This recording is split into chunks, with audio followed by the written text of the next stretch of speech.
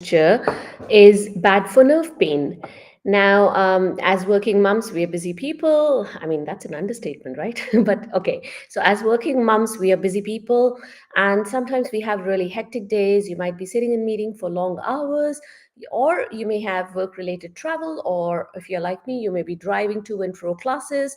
So, there's a lot of sitting that happens for long periods of time, and that could lead to nerve pain, or probably you just are one of those who are looking at a screen for a long period of time, and then there are a lot of stresses around your neck and you get some nerve pain in your arms and hands. So there can be a variety of situations which can lead to stresses on our spine, that is our neck and back, which can lead to nerve pain. Now, if you are one of those moms who have nerve pain, you may have done, something or the other to manage your nerve pain during the daytime, but have you ever thought about your sleeping position? Because this is something you're going to have for 6, 8, whatever number of hours you're sleeping. You're going to be in that position, one static position, for say, if it's me, if it's 6 hours of sleep, I am in that position for a very long period of time. If I'm sleeping in a poor posture, there are going to be stresses that build up on my neck or my back, and depending on, I mean, which area, my nerves might get irritated and I might get nerve pain. So there is a sleeping posture that I would definitely tell you to amend or you modify if you are sleeping in that. But before we discuss that one position, oh yeah, and also we will discuss what is the alternative positions you can do and how can you ensure that you are in a good sleeping posture. So before we get into that topic for today, I will introduce myself. For those of you who don't know me, my name is Swati. I'm an executive mom power coach. I help moms of younger kids who work in high stress executive jobs to manage their spinal, that is back and neck, and joint pain. I do this by giving you simple exercises, easy lifestyle changes, some tips, tricks, hacks, and some natural non-toxic products, and those that have basically worked for me in my own spinal and joint pain journey. So, and I do all this, but without taking away a big chunk of your time, because hey, we're moms, as I said, we're busy people, right? So I give you all these strategies that you can implement within your existing daily schedule. Alrighty, so not taking up more of your time, getting back to the one sleeping position that is bad for your nerve pain, and that is sleeping on your stomach.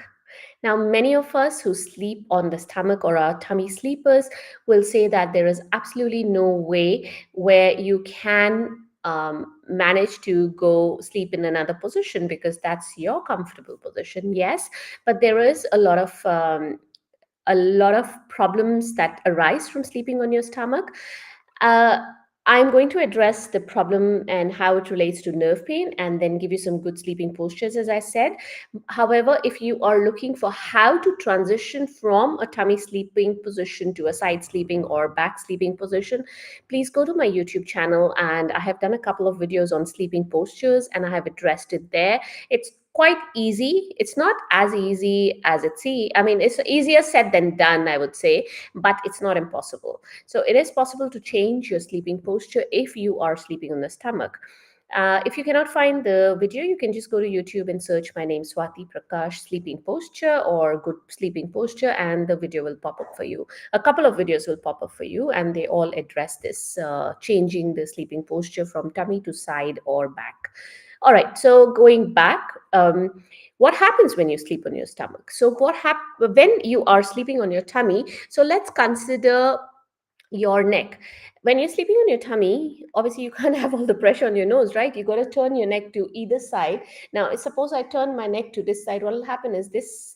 One side of the neck is getting stretched and the other side of the neck is getting all compressed. Now, that will obviously lead to stresses on the spine, my cervical spine, maybe even my mid back or my shoulders area, my ligaments, nerves, all the structures are in and around my cervical spine and also the upper back area.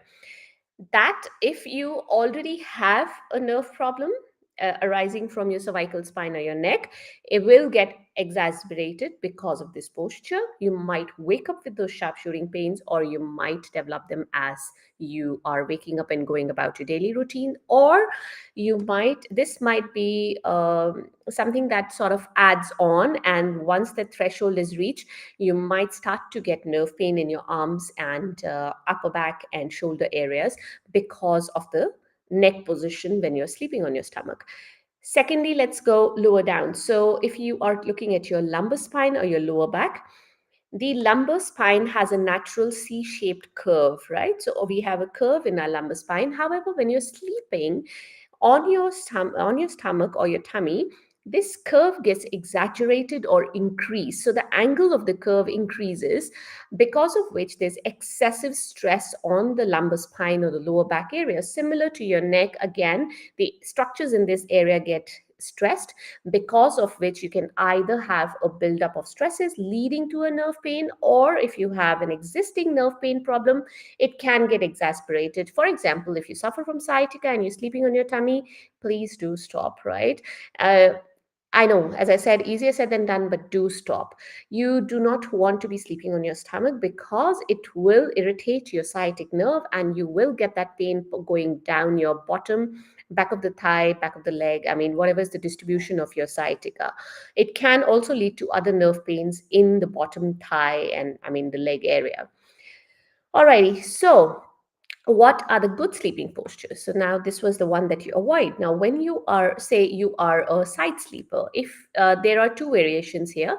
So if you're one of those who sleep with your knees stacked on top of each other, try and keep a pillow in between your thighs. So lie down on your back. We are talking about side sleeping, but lie down on your back with your knees bent so your feet are touching the floor. Now you will see both your thighs are sort of, they fall in towards each other. So your thigh bones are not parallel to each other. Now put a pillow in between your thigh bones so that they're sitting parallel. So when you're looking, say I'm lying down and I'm looking at my thigh bones, they are parallel to each other. Now this is the thickness of the pillow that should be present in between your thigh bones, or as I mean in between your thighs when you're sleeping on the side, if you sleep with your knees stacked on top of each other. If you're one of those who sleeps with the leg crossed over the body and on the bed, again, you should try and keep that upper thigh parallel to the bed. So stack some pillows under it. Okay, so this is for your side sleeping. Now, if you're one of those who sleep on your back, so if you are sleeping on your back, what happens is you are lying on the bed, but because of the curve in your lumbar spine, let me just grab a notebook here. So suppose this is your bed. Okay, when you're sleeping, if this is your lower back area and this is your lumbar spine here, you could try it right after this video. So if you are lying down like this, what happens is, do you see how this deepest part of the lumbar curve is not supported? Try and bend your knees. Bend your knees. Well, you can put a bolster or a couple of pillows in under your knees so that they stay bent. The moment you do that, your back flattens out. And do you see how all the muscles in the lumbar curve, they will be supported by that mattress or the bed? Now, what happens is, if you leave your the muscles in the lumbar curve, especially the deepest part of the lumbar curve unsupported, they tend to get tired or achy, and that starts off a cycle of pain, and then the nerve pain can also come in. It can lead to nerve pain. Again, so you want to sleep with your knees bent if you are one of those who sleep on your back. This position, however, can lead to a shortened position of your hamstrings. So if you are one of those who sleep on your back, or you're going to adopt this posture, make sure that you're stretching your hamstrings. So yeah, so these are the two variations of a good sleeping posture. In fact, three. So if you're in side lying, there are two variations and one with sleeping on your back. So I have written a blog which gives you more details on these two sleeping postures and the one to avoid, which is your tummy sleeping. I will leave a link in the description of this video. If you're watching me on Instagram, the link is in my bio. So if you go to my Instagram profile and you click on the link there, it'll open a new page. And as you scroll down, you'll see blogs. You can click on that. That'll be the latest, the first blog that you come across. if you're watching this in real time. If not, you might have to scroll a little bit, or you can go to the search bar. Alrighty, so that's all I wanted to address today. If you have any questions, any comments for me, do drop them below the video and I'll address them for you.